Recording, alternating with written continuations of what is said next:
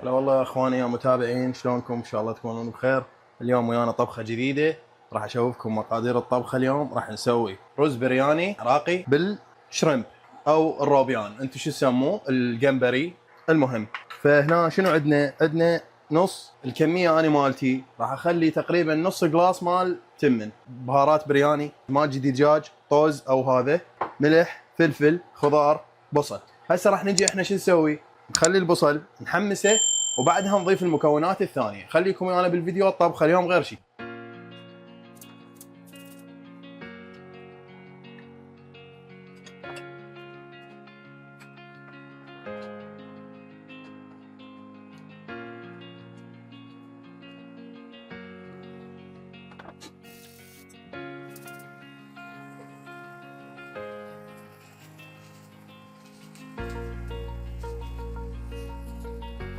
طبعا هنا حطينا البصل، راح نحمسه الى ان شويه يذبل او يغير لونه، وراها نضيف له باقي الخضار والمكونات. حطيت انا شويه زيت زيتون، حتى كل مرحله اخلي بيها زيت زيتون شويه.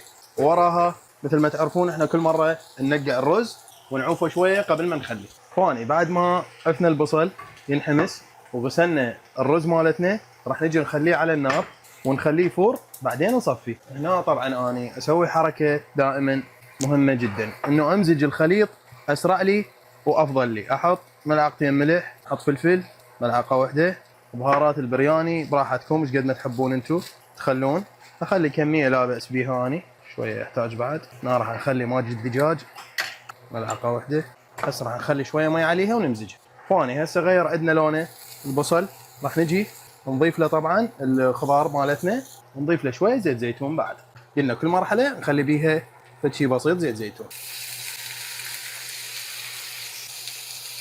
هاي كميه الخضار كافيه عندي. نبلش نحمس بالخضار، وبعد ما نحمس بالخضار يحمس حمسه زينه، نضيف له التتبيله مالتنا اللي هي البهارات.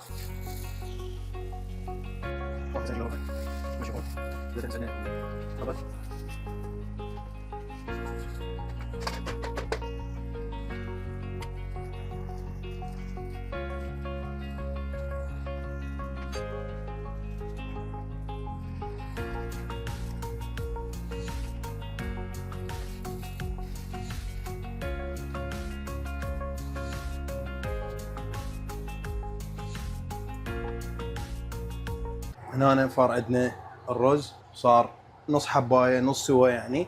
راح نصفيه ونرجع نحطه بالجدريه قدامكم.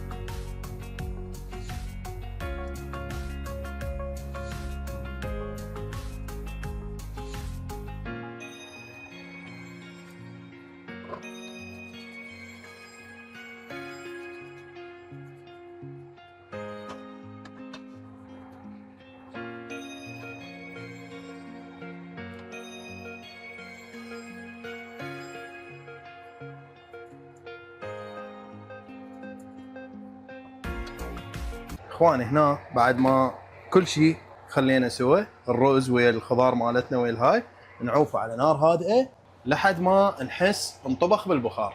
وراها نكمل الفيديو ونرجع له. وهنا اخواني كمل عندنا الرز مثل ما تشوفون، حبايه مفروده، كل شيء معزول.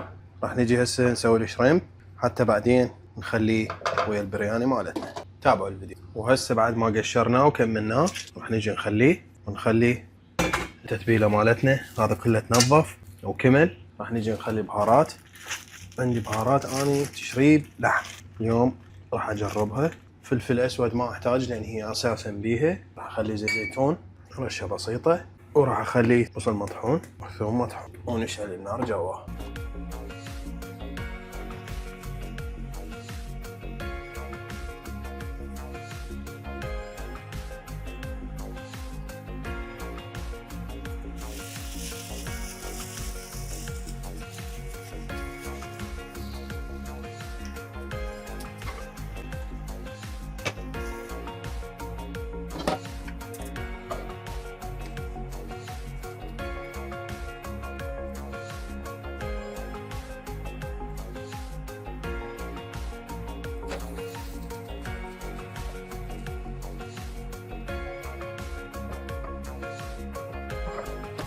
اخواني هنا الطبخة كملت عندنا.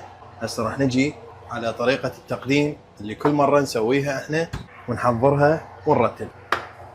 راح نجي نخلي الطريقة وجبة صحية وغنية بالبروتين. طبعا السي فود معروف فوائده.